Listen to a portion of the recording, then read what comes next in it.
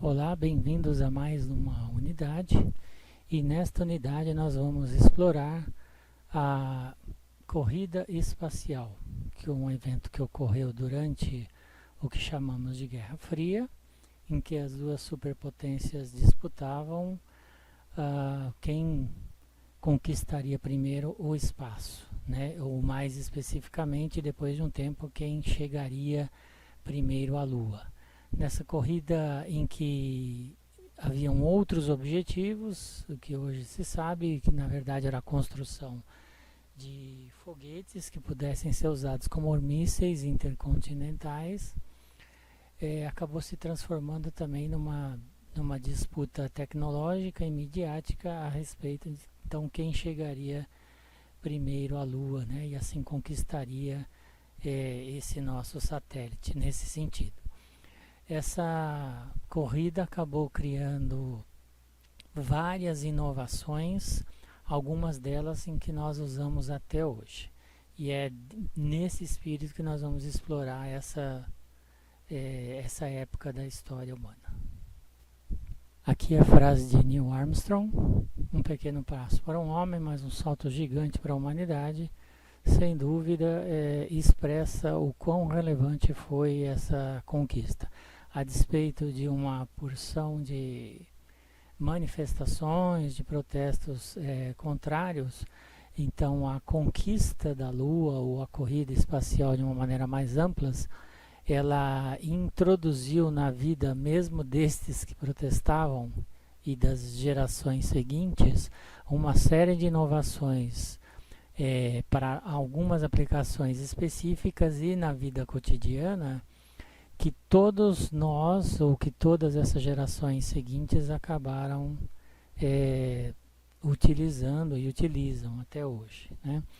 Então essa frase do Armstrong, ela, sem dúvida, ela faz bastante sentido, embora provavelmente na época não o fizesse ou não tivesse o mesmo impacto para todo mundo.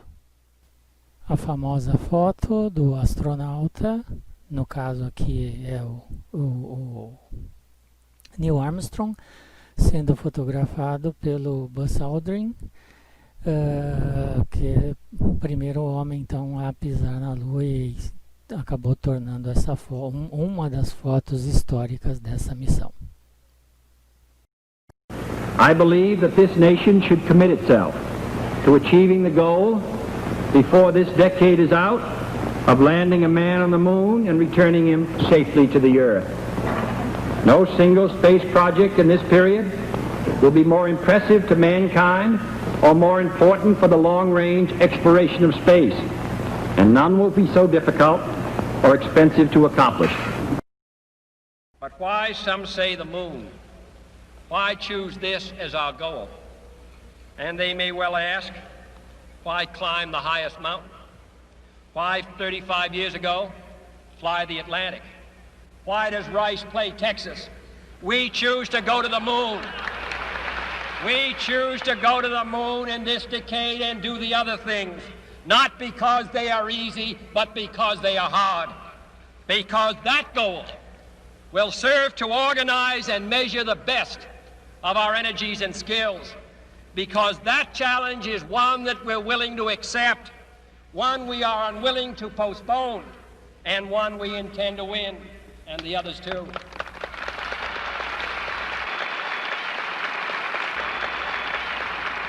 If we shall send to the moon 240,000 miles away from the control station in Houston, a giant rocket more than 300 feet tall, the length of this football field, made of new metal alloys, some of which have not yet been invented, capable of standing heat and stresses several times more than have ever been experienced, fitted together with a precision better than the finest watch, carrying all the equipment needed for propulsion, guidance, control, communications, food, and survival, on an untried mission to an unknown celestial body, and then return it safely to Earth, re-entering the atmosphere at speeds of over 25,000 miles per hour, causing heat about half that on the temperature of the sun, almost as hot as it is here today, and do all this, and do all this, and do it right,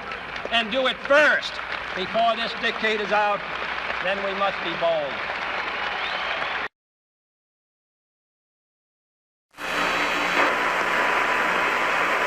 It's one small step for man, one giant leap for mankind. Oh, that looks beautiful from radio. It has a stark beauty all its own. It's like much of the high desert of the United States. It's different, but it's very pretty out here.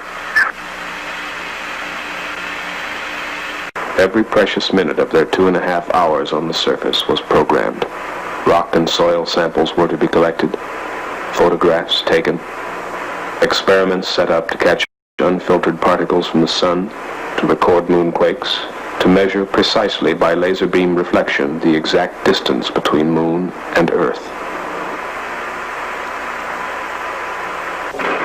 Columbia, this is Houston, AOS, over. Houston, Columbia, on the high gain, over. Roger, the EVA is progressing beautifully. They're setting up the flag now. I guess you're about the only person around that doesn't have TV coverage of the scene. Como sempre temos visto, da criação até a inovação é o caminho em que algumas pessoas vão criar um processo para chegar de um ponto ao outro. Enquanto na criação a gente sempre destaca que são as ideias sempre não comprometidas com o seu contexto, com a sua tecnologia, a inovação ela precisa desse contexto e dessas tecnologias para que ela possa ser implementada, seja o que ela for, né? Um serviço, um produto, um processo. No caso da corrida espacial, o que é muito interessante, como em várias situações da vida real, é que foi preciso criar programas. Vamos entender que esses programas eram caminhos em que iam permitir alcançar esse objetivo, como colocado aí pelo presidente, que era antes do final da década levar um homem à Lua e trazê-lo em segurança, ok?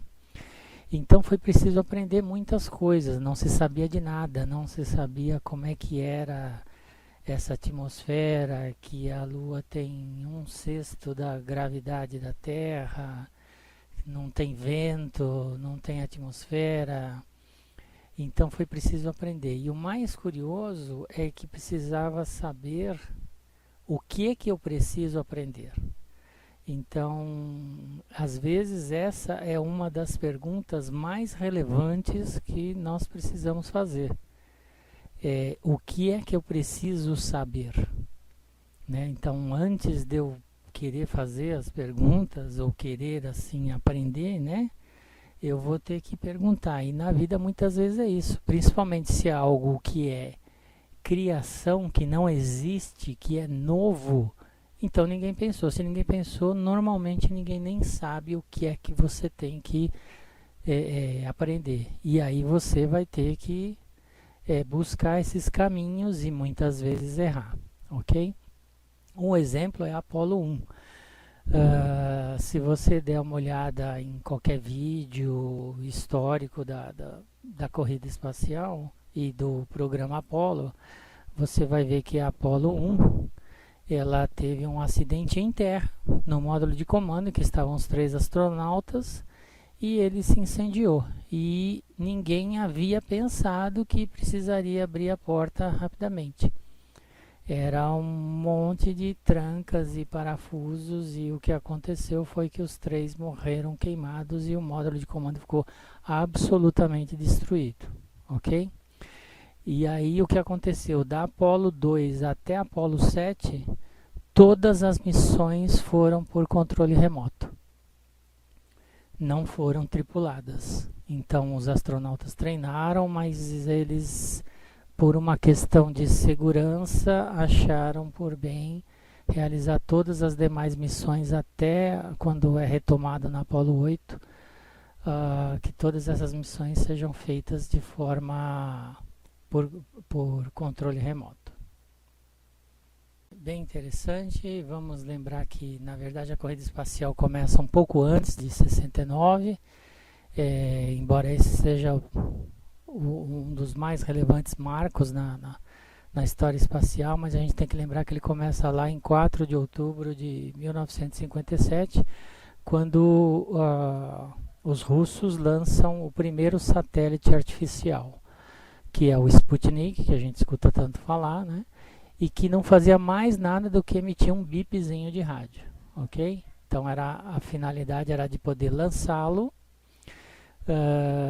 esse satélite fica orbitando durante alguns poucos dias, logo depois ele cai e se destrói, e ele fica emitindo um sinal. Isso significava que eles tinham alcançado uma órbita e que eles tinham colocar um objeto em órbita, né? Então esse já é um feito extraordinário para a época. Estamos falando de 1957.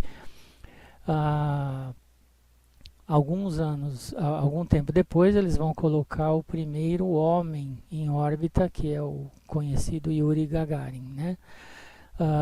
O Gagarin vai orbitar a Terra e, se você procurar ver, é impressionante. A gente sempre tem, principalmente nos dias atuais, essa visão de que tudo que tem a ver com espaçonave, foguete, são coisas muito delicadas e de altíssima precisão e requinte. A Vostok 1, que foi a cápsula que estava com o Yuri Gagarin, né, um tripulante só, você vai ver que, além do cinto de segurança, para ele se manter firme na cadeira, ele segurava umas alças que eram correntes presas ao chão. E o mais impressionante é que, por uma questão aerodinâmica, a cápsula dele da volta ela era uma bola, literalmente uma bola, com uma tampa para causar uma menor resistência do ar na reentrada, e ele abria ele não aterriza dentro da cápsula, ele abre, um mecanismo vai puxá-lo de dentro dessa bola e ele vai descer num paraquedas, como se estivesse saltando de paraquedas. E essa bola, essa cápsula, ela desce com outro paraquedas. Então é um mecanismo bem diferente do que a gente está acostumado a ver, mas muito interessante. E esse timeline da corrida espacial é muito interessante para a gente ver como é que foi a evolução, né? Então, lá nos anos 70, no finalzinho dos anos 70, 72, termina essa corrida espacial, os homens caminham na Lua, e até hoje apenas americanos caminharam na Lua. Se eu não estou enganado, são 12 ou 16 americanos que caminharam na Lua, e depois disso não houve mais interesse nem nesse espaço profundo. Tudo que nós fizemos na sequência tripulado foi voos suborbitais ou orbitais. E a gente também tem essa visão do ônibus espacial muito recente. Na verdade, o trabalho com o ônibus espacial já começa ali no ano de 76, com o primeiro protótipo, que é a Enterprise, ok? E aí depois é que vem os ônibus espaciais, são os Space Shuttle, que nós estamos acostumados a ouvir falar. E aí esse programa, que foi o programa que sucedeu o programa Apollo, que é o do ônibus espacial, ele durou aí 30 anos e tinha 5 veículos, né? 2 deles nós tivemos 2 acidentes, com o Columbia e a Discovery. E eles fizeram uma quantidade gigantesca de missões, né? E uma das grandes características deles em relação às missões anteriores, Apollo, os programas anteriores, é que ele é reutilizável, né? Porque a gente está sempre esbarrando numa questão de custo. Se eu não estou enganado, um foguete Saturno V, que é o que impulsionava as missões Apollo, ele custa cada um 2 bilhões de dólares, cerca de 2 bilhões de dólares. E eles não são reaproveitáveis. Então a ideia do ônibus espacial é que você leva mais tripulantes, você leva carga, e custa muito menos, ok? Existem várias controvérsias, alguns dizem que o Werner von Braun, que é quem projetou o Saturno, e os seus motores, ele na verdade ele já tinha a intenção de fazer foguetes que fossem até Marte, né? Então essa era a ideia, ok? Mas aqui esse desenho, esse diagrama é bastante interessante para que você veja como é que é a evolução do programa e os programas que se criam para as coisas que precisam se aprender, né, durante esse processo. Bem, então dentro desse programa ou desses programas que a recém-criada, então, Agência Espacial Americana, né, que é a NASA, que de início se chamava NACA e depois passa a se chamar NASA, que é a National Aerospace Administration, né? Eles lançam esses vários programas. O primeiro deles são veículos que levem um tripulante. Esse programa se chama Mercury, ok? Que tem vários filmes. Vocês vão encontrar um filme que se chama Os Eleitos, onde ele trata de onde eles vieram, como é que se começa, e que são esses 7 astronautas que aparecem na foto. Um deles, inclusive, é o John Glenn, que vai se tornar o primeiro homem a orbitar, e depois o John Glenn se candidata e vira político. E muitos anos depois ele é convidado e ele voa novamente numa missão já no ônibus espacial. Mas ele estava lá nos primórdios da corrida espacial, no primeiro programa então que a NASA cria, que é o programa do Mercury, que ele vai transportar um astronauta, né? Alguns destaques, então o que se queria aprender, né, com esse programa Mercury. Então ele tinha que responder as perguntas de como lançar um homem no espaço, como fazê-lo orbitar, como ele poderia sobreviver, porque tudo era desconhecido, a iluminação, a falta de gravidade, a atmosfera, a temperatura uma hora alta, uma hora muito alta, outra hora muito baixíssima, muito baixa, e depois como, obviamente, retornar, né, o processo de reentrada, em que existe um perigo imenso dessa reentrada por conta do atrito, né, da alta temperatura, da inclinação e velocidades corretas que são necessárias para que isso aconteça com segurança. Terminado o programa Mercury, o que veio a seguir então contemplava agora 2 tripulantes. Então, uma vez aprendido aquelas lições, foram várias missões Mercury, então agora o objetivo era levar 2 tripulantes e aprender novas coisas. Quais eram as principais coisas a serem aprendidas nesse novo programa espacial? Era a capacidade de manobra com um veículo no espaço. Então, como é que a gente poderia manobrar num espaço onde você não tem atmosfera, então qualquer movimento que você tenha vai obedecer essa lei de Newton, de ação e de reação, só que com muito mais intensidade, porque como você não tem ar, você não tem nada, né? Que essa que é a ideia do espaço, um mar de elétrons. Então, quando você faz um movimento, essa reação, a inércia tende a fazer com que esse movimento, se ele não sofrer uma outra ação, ele vai ser infinito, né? Quer dizer, você dá um empurrãozinho e você vai ser empurrado aí eternamente espaço afora. Então, essas questões de manobrabilidade eram essenciais para poder conduzir o homem na sua missão mais abrangente, que era lá de chegar à Lua. A outra, então, era que, além de fazer a manobra, tinha que ser possível de acoplar, porque o foguete ele não sairia pronto da Terra, né? Haveria um módulo, esse módulo ele teria que ser manobrado e então acoplado a um módulo de propulsão, e esse modo de propulsão é que iria levá-lo até a Lua, e depois a mesma coisa na volta, né? Quer dizer, você precisa que esse módulo se acople de novo ao foguete, que vai propulsá-lo até a Terra, e então ele vai se desacoplar e fazer a reentrada na Terra. Segundo é que, aliás, terceiro é que agora você tem 2 tripulantes, então você vai fazer o gerenciamento e uma divisão de tarefas dentro da cabine de comando, né? Então, como é que essa interação vai acontecer, quem é responsável pelo quê, se um deles falhar, então como é que você procede.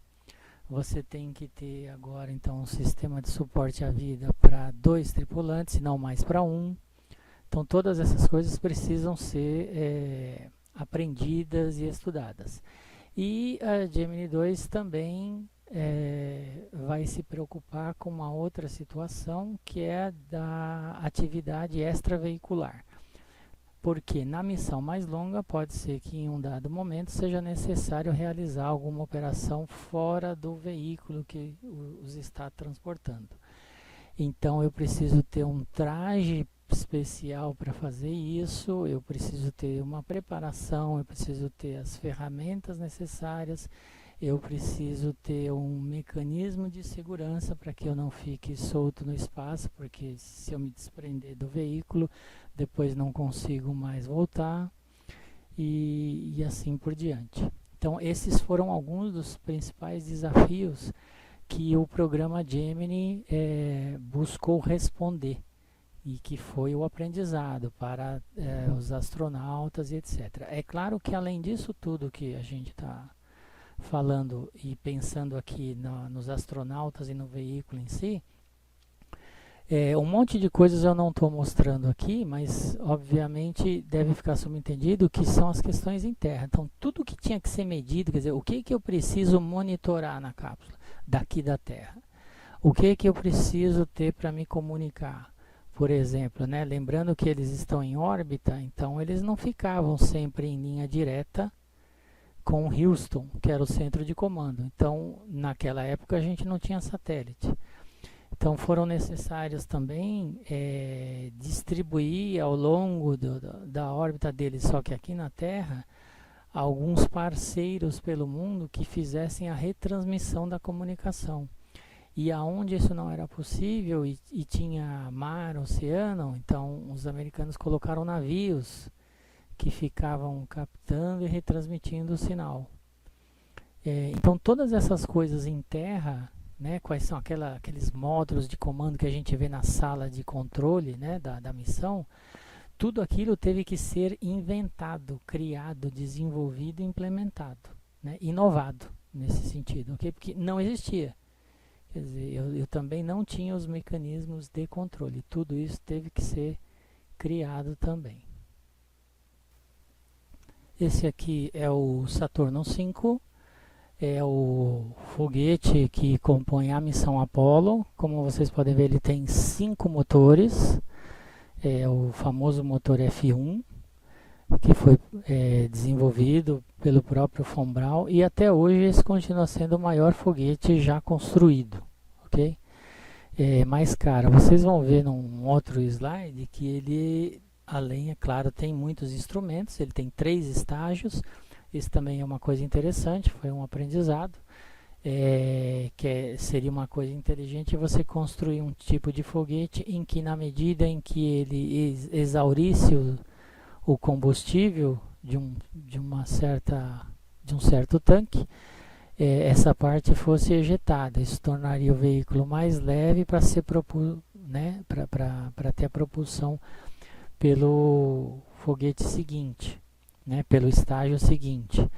Então essa também foi uma tremenda de uma inovação, né? Ou seja, que foi da ideia e foi criada e funcionou. Então eu divido o meu foguete em estágios. Na medida em que ele queima o combustível de um dos estágios, aquele estágio é ejetado. Mas ao mesmo tempo era isso que encarecia muito, né? Quer dizer, todos esses módulos, eles não eram reaproveitáveis, ok? Eles acabavam sendo destruídos.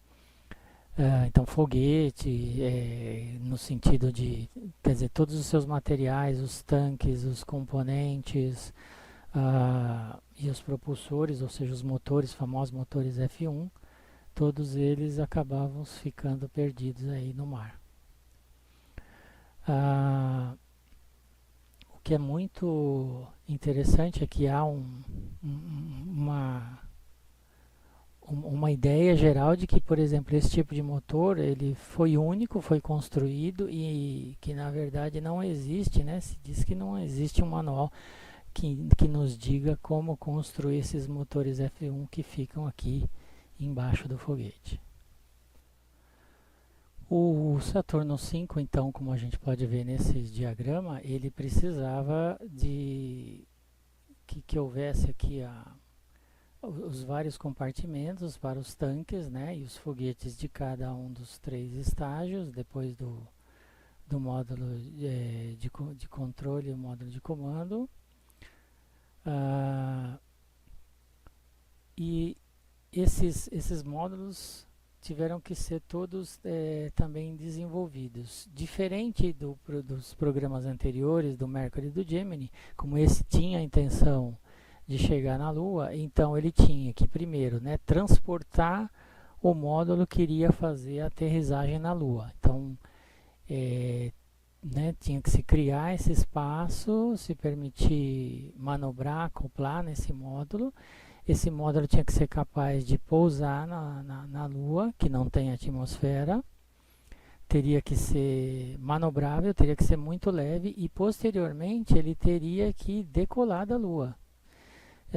E aí lembrando de algumas coisas, né? Então ele tinha que decolar da Lua e nessa volta da Lua algumas coisas seriam deixadas lá. Então até hoje estão lá, os carros que foram levados estão lá, as câmeras fotográficas estão lá, a bandeira que a gente vê nos filmes, todas essas coisas ficaram lá, eles não trouxeram essas coisas de volta, ok? Alguns são equipamentos, então na Lua tem um espelho que foi instalado lá nessas missões da Apollo, que é de onde a gente consegue medir a distância da Terra à Lua, né, com um raio laser. Então é emitido um laser, esse laser atinge a superfície desse espelho lá na Lua e reflete de volta. E aí você mede o tempo que ele leva e com isso você calcula essa distância, você sabe se a Lua está se aproximando ou se afastando da Terra.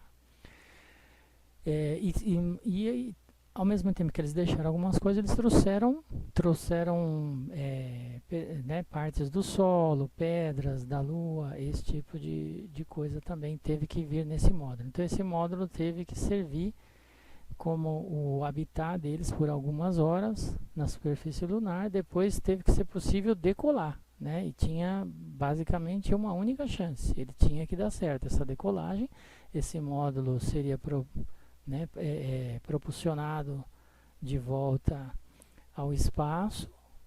No espaço ele se encontraria com aquele módulo de comando, seria acoplado, os astronautas saem desse módulo, que esse em particular da Apollo 11 se chama Eagle, e aí eles retornam à cápsula, que eles têm o habitáculo deles, e assim eles voltam para a Terra.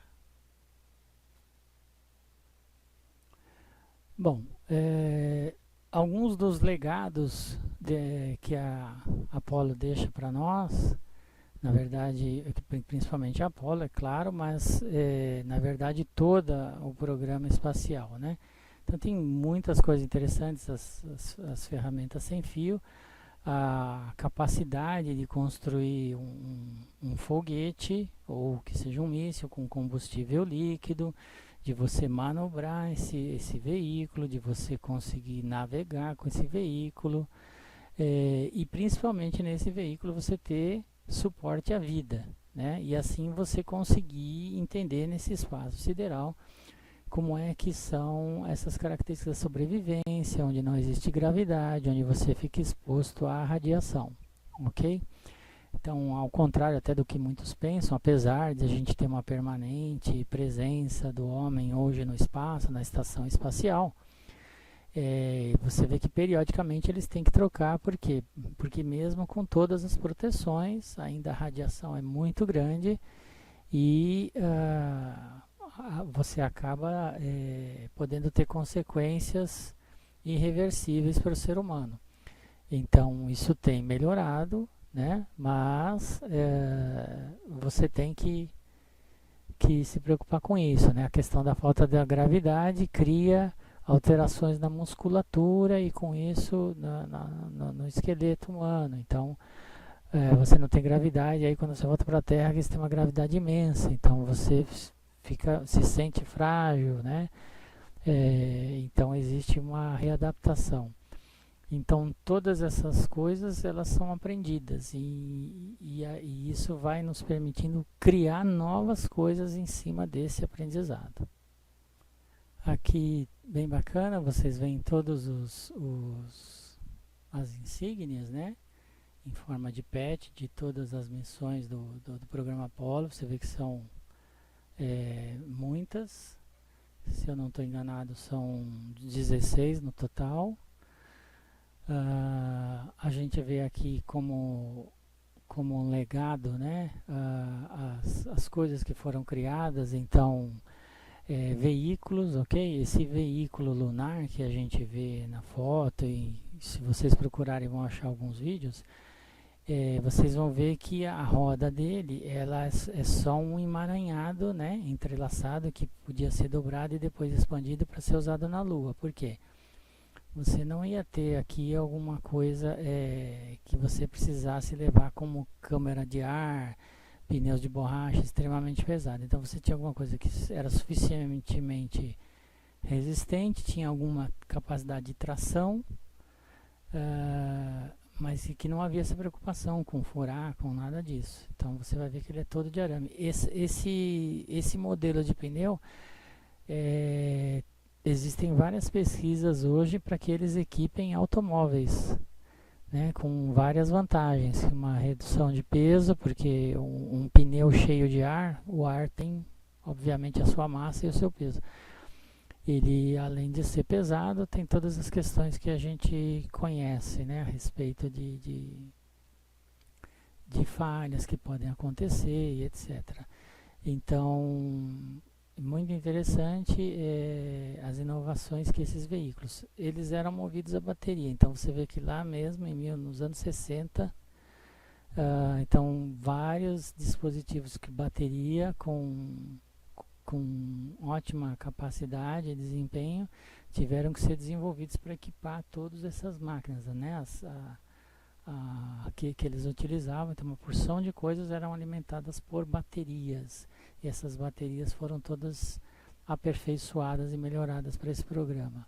Os trajes também, né? Um traje desse de um astronauta, principalmente para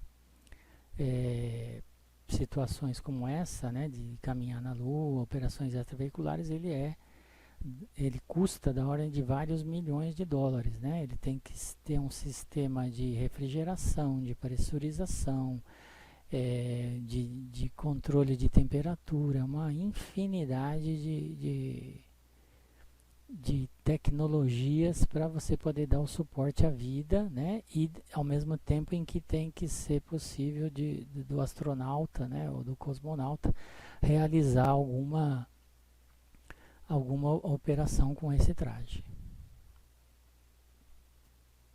Mais inovações interessantes que o programa espacial acabou permitindo lançar satélites. Ao permitir lançar satélites, então, coisas do nosso cotidiano de hoje, como GPS, aparelhos de GPS já há muitos anos, e, por exemplo, hoje, então, o dispositivo receptor do sinal de GPS no celular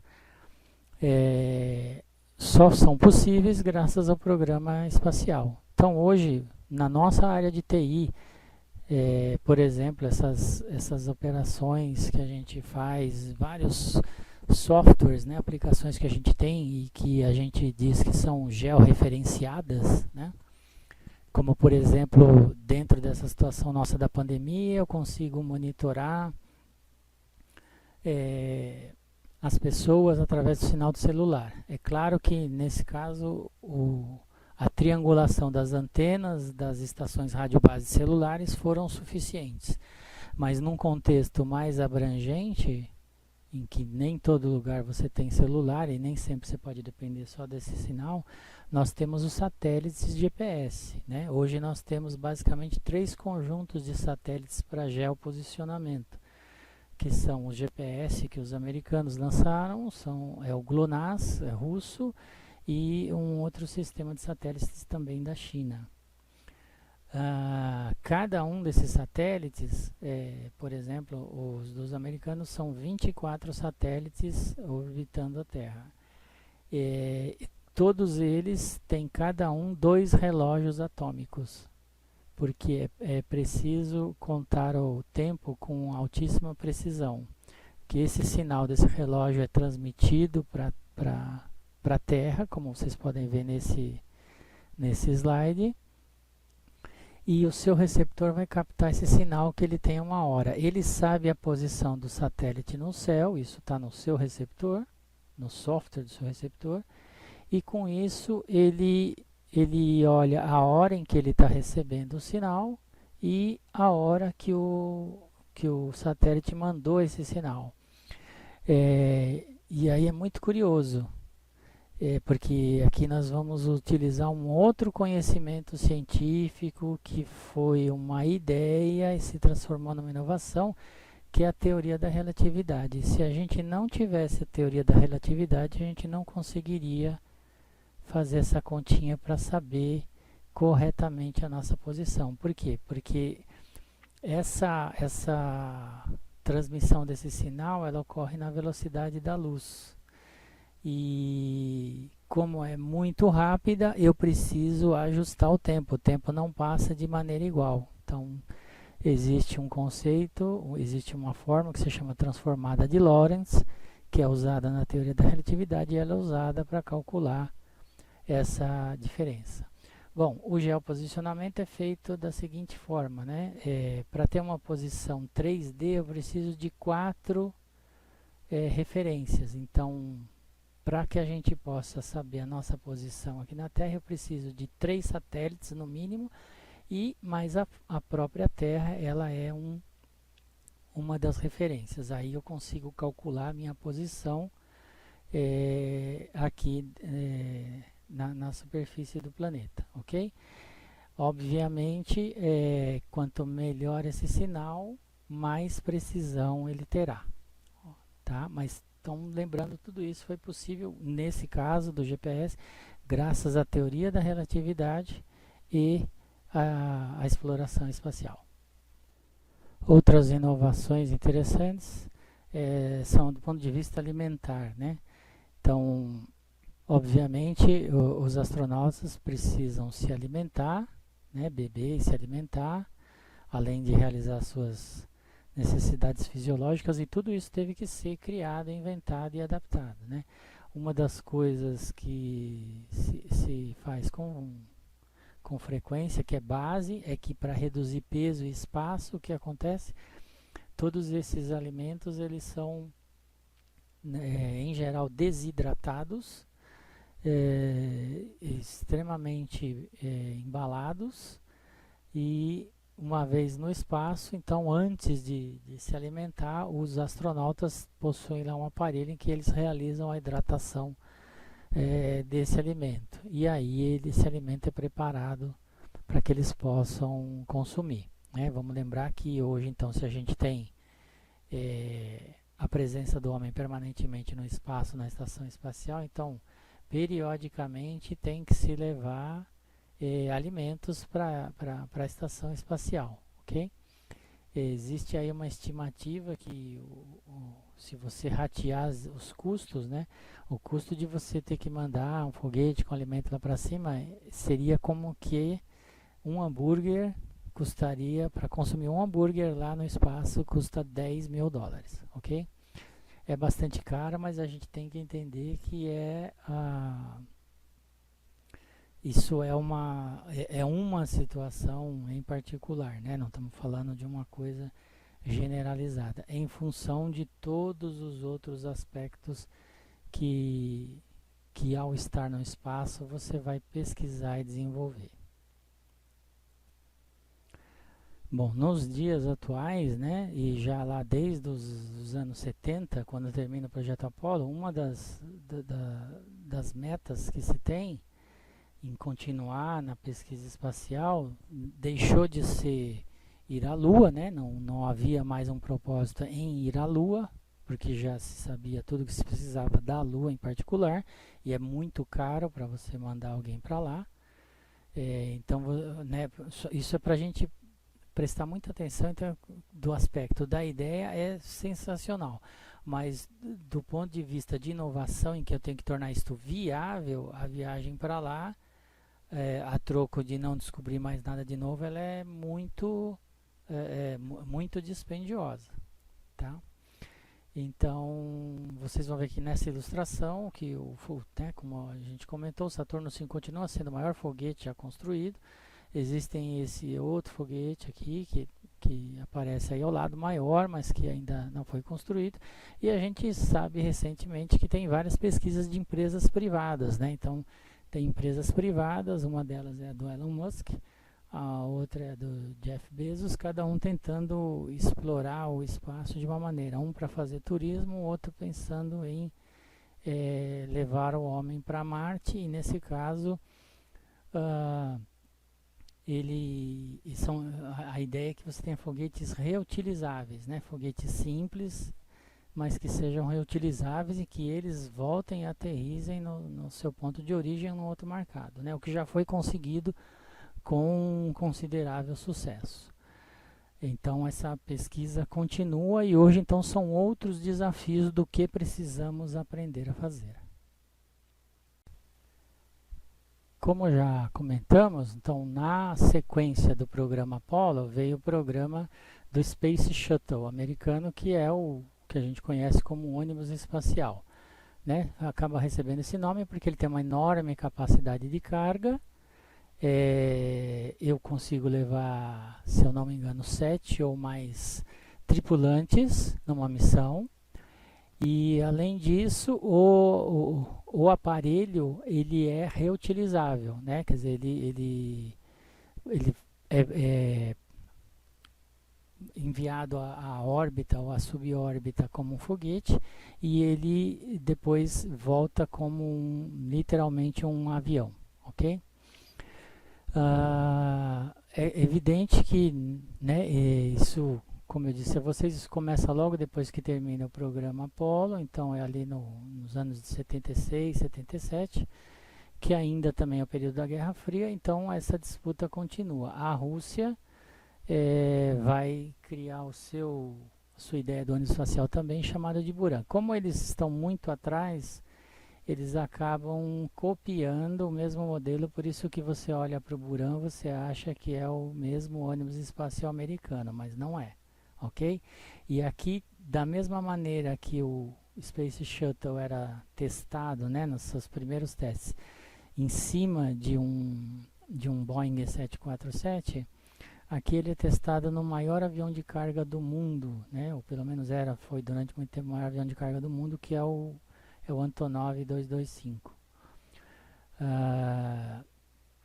Então ele era carregado aqui nesse, né, feitos os testes sobre esse avião, ok? Então aqui está um exemplo também de uma das coisas que a gente comentou a respeito da inovação, que às vezes para aprender, né, essa palavra ela é recorrente, né, na inovação, né? Então assim, para eu chegar a inovar, eu tenho que aprender, e às vezes muita coisa eu vou acabar aprendendo copiando, né? É muito difícil depois me desprender desse hábito de copiar, mas é um caminho para aprender muita coisa, para pelo menos fazer com a mesma eficiência ou qualidade.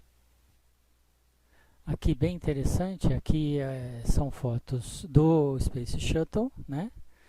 E aqui você, como eu disse, você vê ele sendo testado sobre um Boeing 747 da NASA. Ok? Você vai ver que interessante que esse aqui, ao contrário do Buran que você viu no slide anterior, ele tem um dispositivo aqui acoplado na traseira para não criar turbulência, porque aqui foi usado um Boeing 747 convencional que tem o leme de cauda no centro, ok? Aonde estaria exatamente na direção do ônibus espacial que está sobre ele. Se você reparar no Antonov, que transporta o Buran, você vai ver que ele já foi desenhado sem esse leme de cauda no centro, mas ele tem dois laterais. E você vai ver que aqui no Boeing foram colocados dois pequenininhos. Então é uma coisa interessante porque mesmo copiado, essas coisas, cada solução, cada desenvolvimento e cada inovação, ela tem as suas particularidades. Aqui a gente vê algumas fotos mais próximas de um dos ônibus, né, onde estava ocorrendo uma manutenção. Esse é Atlantis, né, é um dos 5 veículos que a NASA construiu. E aí no outro slide ao lado a gente vê alguns deles, né? Tá cortado, mas a gente tem os 5 aí, o Columbia, né? A Discovery, a Atlantis, a Endeavour e a Challenger, né? Todos eles muito similares, eles não eram exatamente iguais, porque é lógico, à medida que você vai construindo, você vai implementando inovações, mas todos eles têm basicamente o mesmo desenho e o mesmo mecanismo, né, de propulsão. Todos eles são propulsionados além dos seus próprios foguetes, por dois foguetes laterais que são alimentados por um booster, que é esse tanque laranja gigante, ok? Esse tanque laranja ele tem mais de 2.000 toneladas de combustível líquido. Que são queimadas em cerca de aproximadamente 2 minutos, tá? Para conseguir fazer com que o ônibus espacial decole. É uma coisa extraordinária. Eu, felizmente, tive a oportunidade na minha vida de assistir um lançamento de um ônibus espacial, da Endeavour, uma missão, e a gente fica a 6 km de distância, e durante esse lançamento, em que esse combustível queima do booster, o céu fica claro como se fosse meio-dia naquela região. É impressionante a potência que ocorre durante um lançamento. É realmente uma coisa muito impressionante. Mais inovações, né, do programa espacial. Aqui a gente vê o Buzz Aldrin, que morreu recentemente, e ele está guardando alguma coisa num bolso que se fecha com velcro, que era uma invenção já lá dos anos 20, desse sujeito que está aqui do lado na foto, e é claro que sofreu vários aperfeiçoamentos desde que ele inventou, mas foi uma invenção genial, principalmente para o programa espacial, né? Você não tinha coisa de pressão, nada de metal, então bem mais leve, e que tinha alta eficiência, principalmente porque num ambiente de gravidade zero um monte de coisas fica flutuando, e aí acidentes podem acontecer. Então você ter formas de fechar as coisas com o velcro, de prendê-las com o velcro, foi uma solução bastante interessante. Agora, aqui uma coisa bastante interessante que nós sempre temos que levar em consideração. A inovação não necessariamente ela vai nos trazer aquilo que é o melhor entre 1, 2, 3 ou 10 coisas, mas ela vai trazer uma coisa que ou é aceita voluntariamente por alguma razão, às vezes conhecida, às vezes não tão bem conhecida, ou por uma questão circunstancial. Naquele momento foi aquela, ou as pessoas aceitaram uma inovação em detrimento de outra, ou realmente em alguns casos é porque uma se mostra melhor que outra. Mas eu vou dar um exemplo aqui da área de TI, em que a gente usa uma ferramenta para fazer uma coisa e a mesma coisa já existia numa outra ferramenta muito tempo antes e por alguma razão acabou não sendo utilizada, que é a questão do Skype, né, que ainda hoje é utilizado e tal. O Skype hoje ele pertence à Microsoft e ele, na verdade, se tornou como que uma operadora de telefone, porque com o Skype você consegue fazer chamadas para telefones fixos ou celulares no mundo inteiro, se você comprar créditos, né? O Skype já fazia chamada de áudio, chamada de vídeo muito antes do WhatsApp, né? Quer dizer, há muito tempo ele já fazia isso, quando ele não pertencia, inclusive, à Microsoft. E, no entanto, a gente viu pouca gente pensando em fazer essa utilização. Mas com o advento do WhatsApp, que não tinha isso de início, quer dizer, primeiro implementou a chamada de áudio, depois da de áudio, aí conseguiu implementar de vídeo, né? Então é muito curioso, né? Talvez porque ainda na época do Skype havia pouca evolução do smartphone, pode ser essa uma solução, né? E aí por uma questão, então, como a gente vê, de não ser o melhor, mas a questão é que todo mundo já usava mais o WhatsApp, então quando isso foi implementado ninguém nem pensou provavelmente no Skype, talvez esse tipo de raciocínio, mas só para que a gente tem essa visão, então, de que nem sempre aquele que aparentemente é o melhor é o que vai liderar, o que vai ser a inovação que vai ser implementada e utilizada em grande escala. Um exemplo desse de nem sempre o melhor também, a gente tem bem antigo, não é provavelmente da época de muitos de vocês, mas nos anos 80, em que a gente estava usando largamente o famoso videocassete, existiam duas tecnologias concorrentes, que era o VHS e o Betamax. E, curiosamente, todo mundo que é técnico sabe que o Betamax era bem superior ao VHS. No entanto, o VHS é que acabou se tornando o padrão popular, e o Betamax ficou restrito às empresas em geral de televisão. Então, as empresas de televisão, como tinham uma questão de qualidade, elas acabaram adotando, e a maioria dos seus equipamentos, se não todos, eram Betamax. E o público em geral consumia tudo em VHS. Então esse aqui é um exemplo do VHS, né? Superando aí o Betamax, e não necessariamente o melhor. Nós temos também exemplos de inovações que, como eu costumo chamar, que são natimortos, né? Ou que nascem já quase mortos.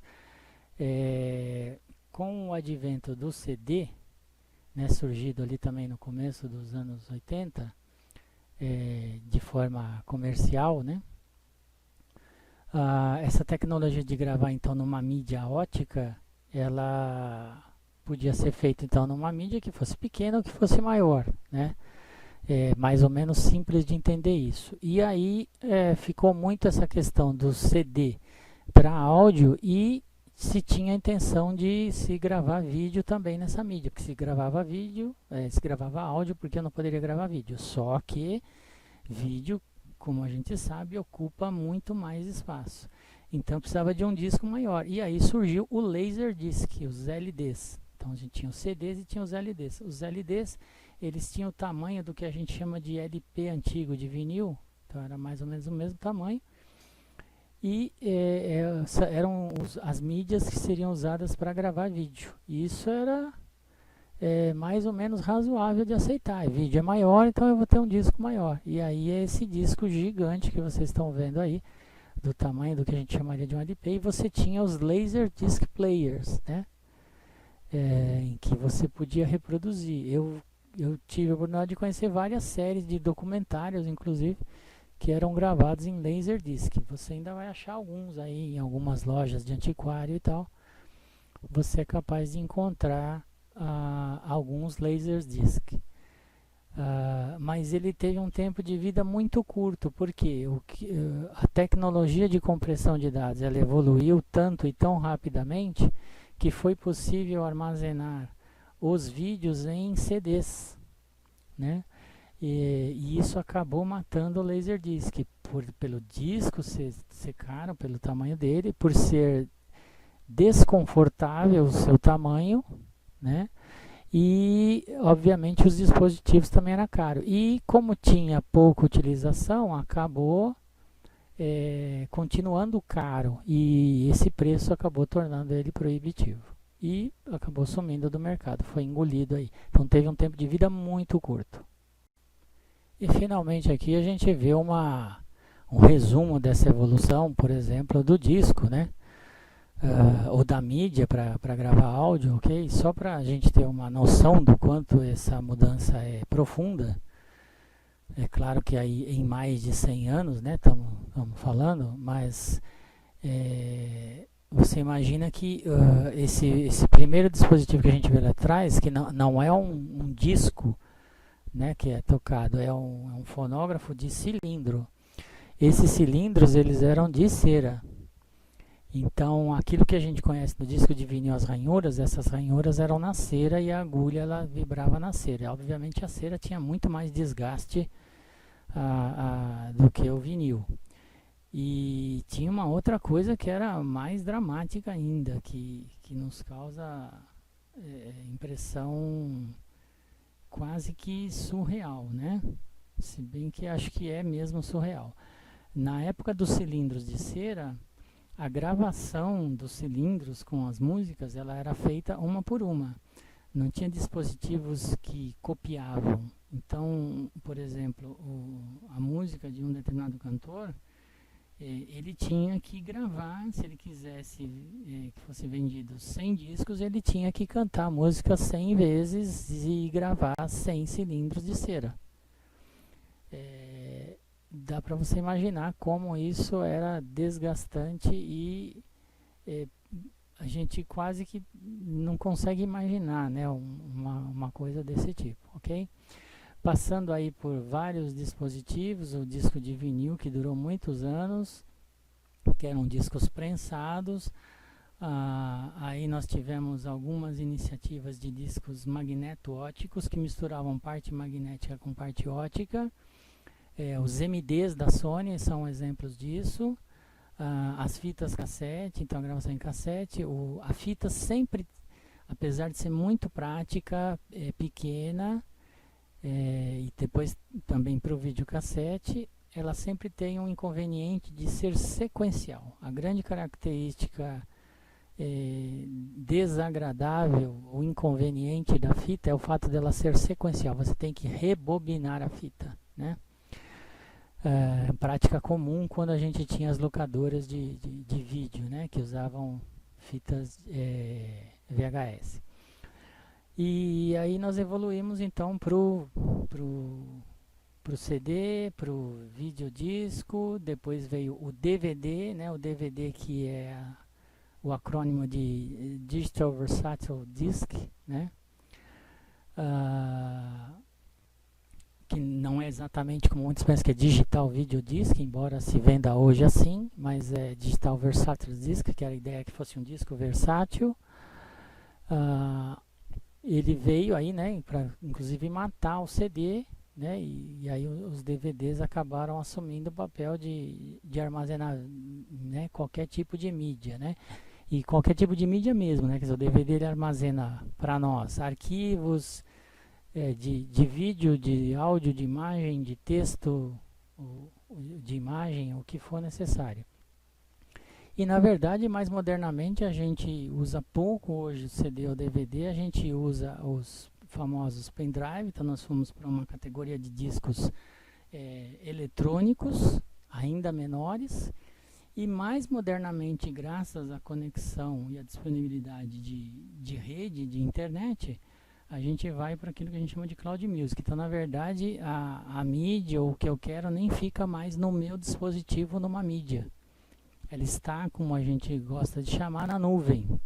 E aí eu consumo isso diretamente da nuvem. Então, é uma evolução de conceito.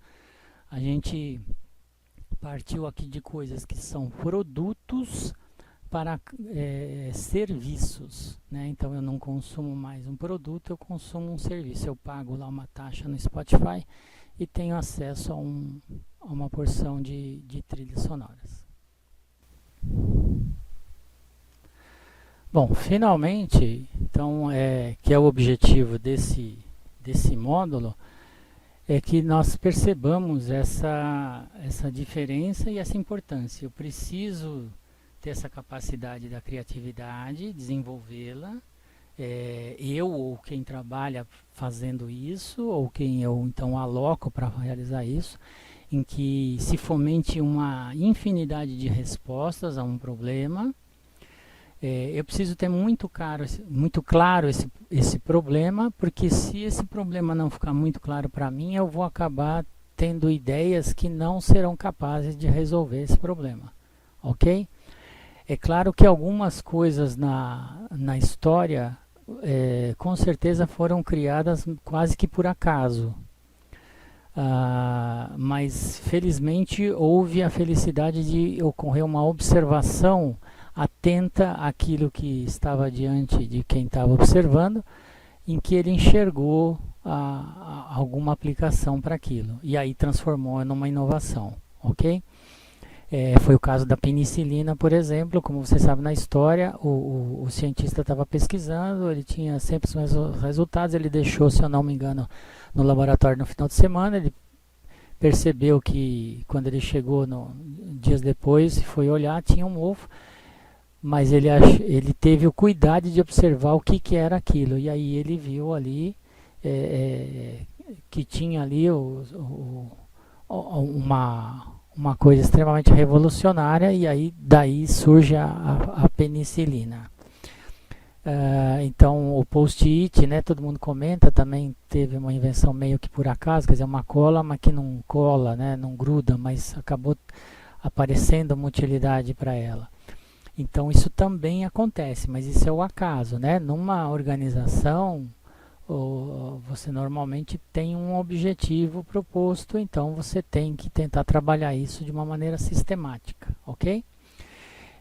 Então, você vai planejar esse processo de criação e depois de como você sai da criação para chegar até na inovação. Esses aqui foram alguns exemplos. No nosso próximo encontro, nós vamos tratar de outros exemplos e mais concretos a respeito de TI.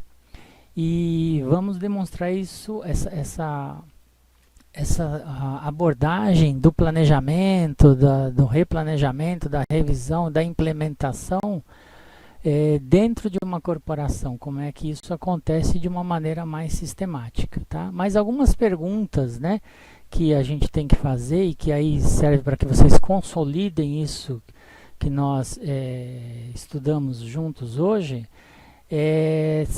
envolvem essas perguntas aqui, né? Quer dizer, qual é a ideia principal de uma inovação? Ou então, qual é a minha ideia principal? Essa ideia quer resolver que problema?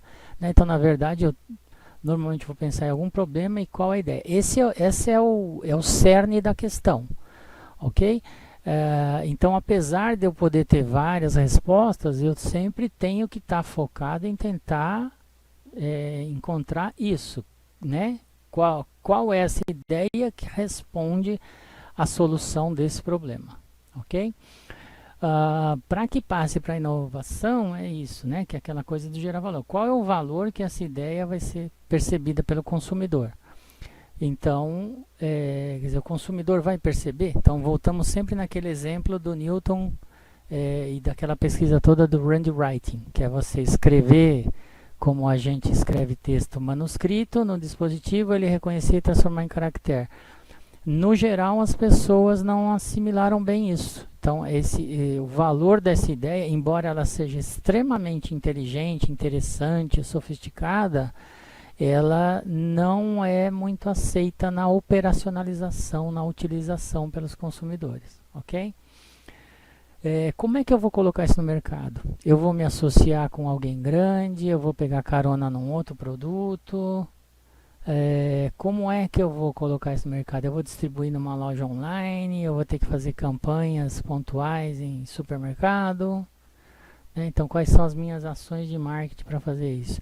Quais são os resultados financeiros que eu espero? Quer dizer, quanto eu espero vender? Quanto eu espero lucrar? Para isso eu preciso saber quanto custa, né, também. Então, quais são os custos na viabilização desse produto, né? Quer dizer, eu preciso produzir 1000 para começar. Como é que eu vou produzir? Eu tenho dinheiro? Quanto custa? Aonde eu vou produzir? Eu que vou fazer? Eu vou terceirizar? Ok? Como vai ser o suporte? É um produto? É um serviço? Precisa de suporte? Eu preciso ter uma gestão? Então, por exemplo, nós vamos falar disso numa outra aula, mas vamos pensar no Waze. O Waze é um aplicativo que você tem no celular, né? A gente pode pensar que ele só existe ali no celular. Recebe o sinal de GPS do satélite, você tem um aplicativo, ele constrói um mapinha e você vai. Mas não é assim, quer dizer, você tem um cadastro, na medida em que você utiliza ele, você acumula pontos, eles vão para o servidor. As suas informações de quando você está no Waze, de tráfego, da sua velocidade, elas retroalimentam um servidor que pega uma porção de informação de outras pessoas que estão na mesma região. Aí ele vê, trânsito lento aqui. Aí ele retransmite para todos os dispositivos que existe trânsito lento, que existe um acidente. Então existe um back-office ali no Waze. Não é só o aplicativo que está no seu celular, né? E aí vem a outra pergunta que está aqui. Qual a infraestrutura necessária para essa ideia funcionar? Então, eu preciso ter um back-office aí de serviço para consolidar isso tudo, para retroalimentar, para fazer uma porção de atividades. Qual é a estimativa? Quer dizer, como é que isso vai crescer? Porque eu preciso saber se essa infraestrutura minha precisa crescer. E se eu tenho concorrentes, né? Quer dizer, essa é uma pergunta sempre muito importante. Existe já alguma coisa? Provavelmente quando eu lançar muito rapidamente alguém vai desenvolver um similar, vai concorrer, como é que eu vou reagir? Então hoje dá para pensar, ou a gente deveria pensar nesse monte de coisas aqui, tá bom? Então foi um prazer estar novamente com vocês, espero que isso tenha, desejo que isso tenha contribuído, e mais detalhes vocês vão encontrar, esses slides vão estar disponíveis, além dos outros materiais que nós sempre indicamos para vocês. Muito obrigado e até logo.